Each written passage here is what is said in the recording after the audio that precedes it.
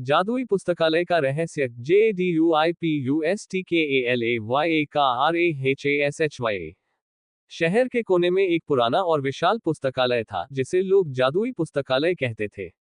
वहां के लोग मानते थे कि इस पुस्तकालय में अनगिनत रहस्य और जादुई किताबें छिपी हुई हैं। तीन दोस्त रीना, समीर और अनन्या हमेशा नई और रोमांचक चीजों की खोज में रहते थे। एक दिन उन्होंने इस जादुई पुस्तकालय की खोज करने का निर्णय लिया। वे तीनों पुस्तकालय के दरवाजे पर पहुंचे और दरवाजा खोलते ही उन्हें अंदर की अद्भुत और रहस्यमयी दुनिया दिखाई दी। चारों ओर किताबें ही किताबें थीं और हर किताब अपनी एक अलग कहानी बयां कर रही थी। जैसे ही वे प्रवेश करते हैं, एक पुरानी और जादुई किताब उनके सामने आ जाती है। किताब का नाम था जादुई पुस्तकालय का रहस्य। रीना ने कहा, चलो इसे खोलकर देखते हैं। जैसे ही उन्होंने किताब खोली, एक तेज रोशनी निकली और वे सभी किताब के अंदर खींचे चले गए। अब वे एक जादुई दुनिया में थे, जहां चारों ओर अद्भुत और जादुई चीजें थीं। वहां उन्हें एक बुद्धिमान उल्लू मिला, जिसका नाम था ओलिवर।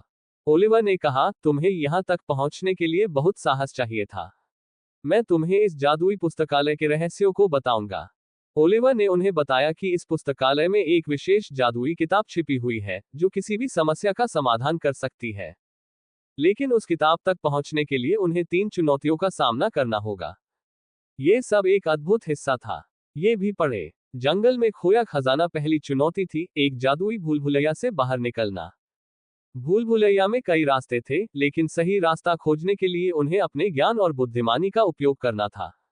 अनन्या ने अपने दिमाग का उपयोग करके सही रास्ता खोज लिया और वे सभी भूलभुलैया से बाहर निकल गए। दूसरी चुनौती थी, एक विशालकाय जादुई किताब को खोलना।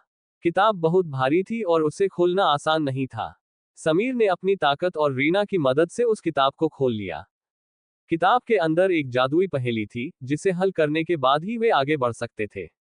उन्होंने मिलकर पहेली को हल किया और आगे बढ़े। तीसरी और आखिरी चुनौती थी, जादुई पुस्तकालय के संरक्षक से मिलना। संरक्षक एक विशालकाय ड्रैगन था, जिसने उन्हें डराने की कोशिश की।